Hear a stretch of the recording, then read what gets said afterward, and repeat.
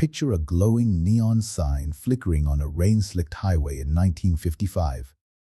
Inside, there is a stainless steel counter, the bitter smell of black coffee, and the sharp hiss of butter hitting a flat-top griddle. If you sat down at that counter, you didn't order a mass-produced, frozen hamburger. You ordered from a menu of hyper-regional, deeply specific meals built by immigrants, factory workers, and cooks stretching every single penny. These weren't just meals, they were the literal fuel of the American industrial boom. But quietly, over a 20-year span, something shifted. Standardized supply chains demanded uniformity, and a ruthless efficiency began pushing these regional masterpieces off the menu.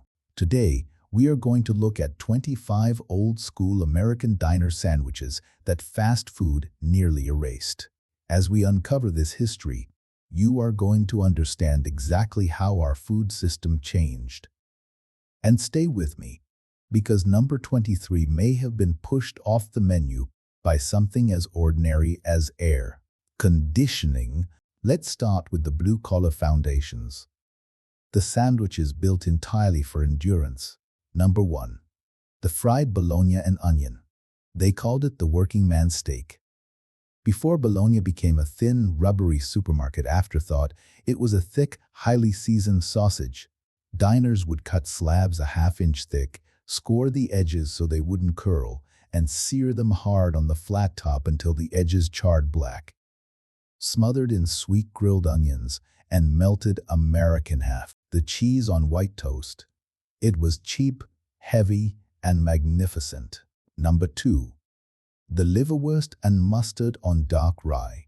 Liverwurst was a powerhouse of iron and fat, aggressively seasoned with coriander and white pepper, smeared thickly onto dense, bitter rye bread with a swipe of sharp yellow mustard.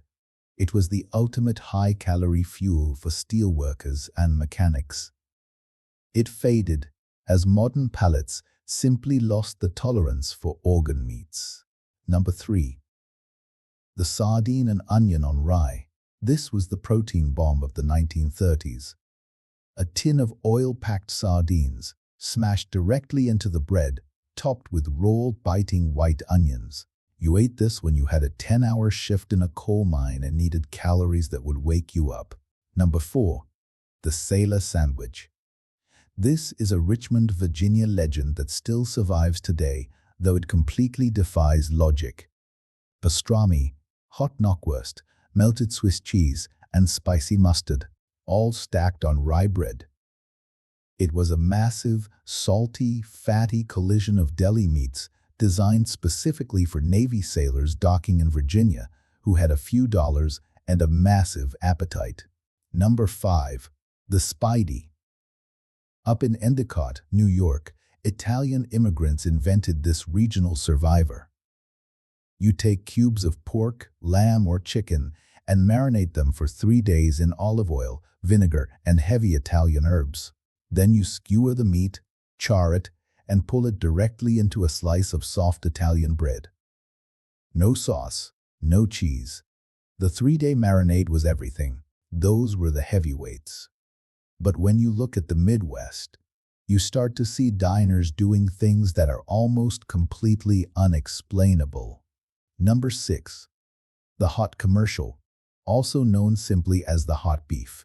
You take 2 slices of white bread. You lay them side by side on a plate. You stack a mountain of shaved roast beef on top. You place a massive scoop of mashed potatoes right in the middle. And then, you drown the entire plate in dark brown beef gravy. You eat it with a knife and fork. It is pure Midwestern carbohydrate therapy. Number 7. The horseshoe. Still fiercely protected in Springfield, Illinois, this is the hot commercial's chaotic cousin, thick toast topped with a hamburger patty buried under a massive pile of crinkle-cut French fries, and drowned in a bubbling, sharp cheddar cheese sauce. It is a heart attack on a porcelain plate. Number 8. The Gerber sandwich. In 1973, A tire store owner named Dick Gerber walked into the kitchen of a St. Louis deli and started experimenting. He took a crusty French roll, slathered it in garlic butter, stacked it with ham, and blanketed it in provolone, a smoky blend of Swiss, provolone, and mozzarella unique to the city. He broiled it until it blistered, creating a local icon. Number 9. The St. Paul sandwich. This is where American history gets fascinating. In the mid-20th century, Chinese-American chefs in the Midwest needed a way to attract local factory workers who were hesitant to try unfamiliar food. They took a classic egg foo young patty, eggs, bean sprouts, and minced pork, and slapped it between two slices of cheap white bread with mayonnaise, lettuce, and a pickle, naming it the St. Paul to make it sound incredibly American. It was a brilliant story of immigrant adaptation disguised as a diner sandwich. Number 10. The Chow Mein sandwich. Same survival mechanism, different city. Around Fall River, Massachusetts, Chinese immigrants catering to local textile mill workers took crispy fried chow mein noodles, smothered them in brown gravy, and stuffed the entire dripping mess inside a hamburger bun. For a mill worker on a 15-minute break, it was cheap, hot, and you could eat it with one hand. If you are realizing right now that the food history you've been taught is missing the best parts, that is exactly why this channel exists. We don't just list old recipes. We look at the economics and the survival mechanisms behind them. If preserving this kind of history matters to you, hit the subscribe button. It ensures you won't miss the deep dive on Depression-era cooking I am releasing next week. That brings us to the illusions. The sandwiches designed to trick the eye and the stomach when meat was simply too expensive to buy. Number 11. The slug burger, also known as the dough burger. Down in the deep south, butchers realized that if you took the small amount of ground pork and cut it with potato flakes, soybean meal, or flour, you could stretch one burger into 3. You deep fry it in a cast iron skillet until a violent, crispy crust forms to hide the filler. It was an act of economic desperation that tasted absolutely incredible. Now we enter a rapid-fire look at the lighter, sometimes stranger diner staples, starting with number 12. The mock chicken salad. During the 1930s, diners would boil cheap scrap veal and pork shoulder, grind it up fine, and mix it with celery and heavy mayonnaise. It was a complete culinary forgery that ate just like chicken salad. Number 13. The ham salad sandwich. You never threw away the dried-out ends of a baked ham. You ground them through a meat grinder with hard-boiled eggs, sweet pickle relish, and mayonnaise for the ultimate zero-waste lunch. Number 14. The olive nut sandwich. This was the strange crossover between high society tea rooms and working-class diners. Cream cheese whipped until light, mixed with chopped green olives and crushed pecans, served on thin white bread. Number 15. The pepper and egg sandwich. In Chicago, during the Catholic season of Lent, Italian diners blistered sweet bell peppers in olive oil and scrambled them into eggs. Shoved into a crusty Italian roll, it became a massive Friday staple. Number 16. The Dagwood. Diners capitalized on the famous cartoon by stacking 3 or 4 slices of bread with roast beef, turkey, ham, Swiss cheddar, pickles, mustard, and mayo, skewered with a wooden pick, just to keep it standing. Number 17. The hot ham and cheese. The original diner version involved throwing a thick slab of bone-in ham on the griddle until the sugars caramelized, melting sharp Swiss directly on the meat, and serving it with a cold, the heavy smear of tartar sauce. Number 18. The original Monte Cristo. You made a turkey, ham, and Swiss sandwich, pinned the edges, closed, dipped the entire thing into a sweet pancake batter, and dropped it into a deep fryer. Number 19. the Denver sandwich. Tracing back to pioneer cattle drives, cowboys needed to mask the taste of strong or aging ingredients on the trail with onions and peppers. By the 1930s, diners took that exact cowboy omelet and sandwiched it between two pieces of buttered toast. Number 20. The cream cheese date and nut dog date nut bread, sliced thick and heavily smeared with cream cheese. It was technically a sandwich, but it ate like a rich dessert. Which brings us to the final 5.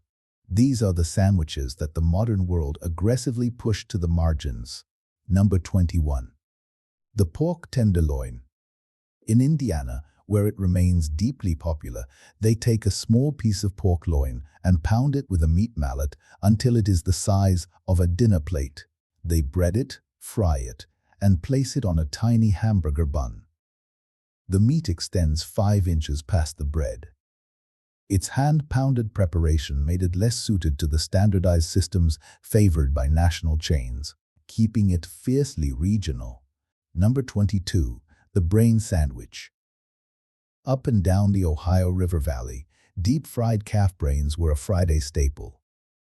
You sliced the brain, battered it, and fried it until crispy.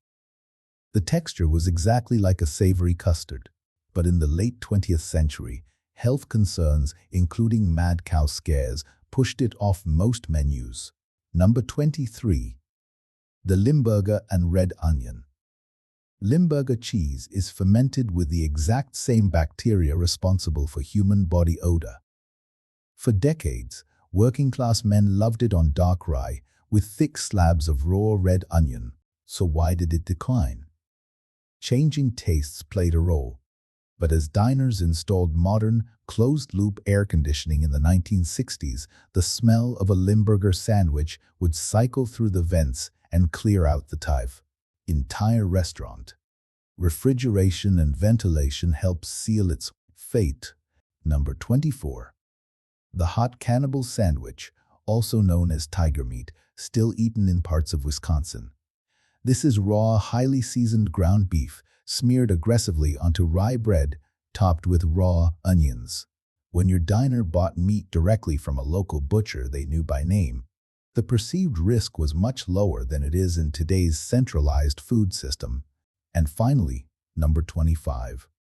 The sandwich that anchored the American lunch counter for decades, the beef tongue sandwich. In the 1920s and 30s, a beef tongue sandwich was a cheap, everyday staple. Braised low and slow for 6 hours, it became incredibly tender, fatty, and deeply beefy. Sliced thin, served hot on rye with coarse mustard, it was the definition of working-class comfort food. So why did it become so rare? Because the American meat industry changed its entire model. We moved away from local pasture farming and into massive, centralized feedlots. The fast food revolution demanded speed. A teenager at a drive-through window can flip a frozen burger patty in 3 minutes. They cannot braise a beef tongue for 6 hours. The cuts that required time, patience, and actual culinary skill to prepare simply fell out of favor. When we lost these regional specialties, we didn't just lose a lunch menu. Most of us will never taste these sandwiches the way they were originally made. And that means an entire piece of everyday American history is disappearing with them. Think about the food you eat every single day. Now think about what it will look like in 50 years. If you want to keep exploring the hidden histories that explain exactly how we got here, this channel delivers it.